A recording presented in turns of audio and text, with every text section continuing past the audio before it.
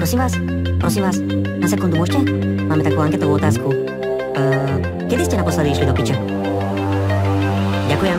Kúkam na ten starý byt, oči plné prázdnoty. Čo vám povie taký ksít, lásky plné názory. Sopka, ktorá cez zem spí, koráp, čo nezakotví. U nás to už kaz nevie. Chodte všetci do piče!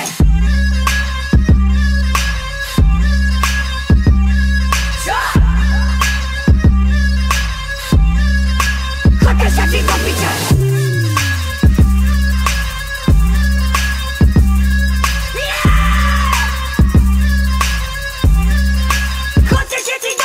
Všade vidím iba ľudí a veci, čo serú ma. A keď mi to neveríš, natočím to jak nem tu dá. Nechceš tu byť so mnou, tak bež, ja som v pohode.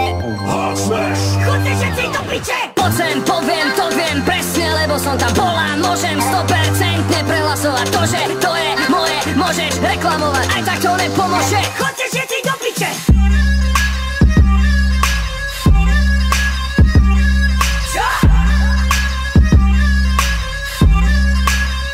Všetci do piče!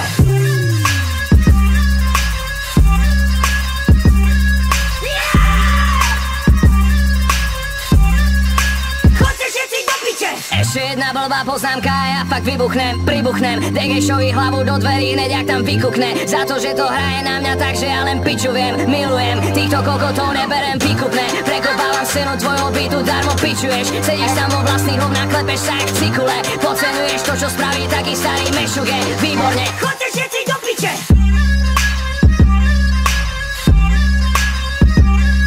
Čo? Chodte všetci do piče!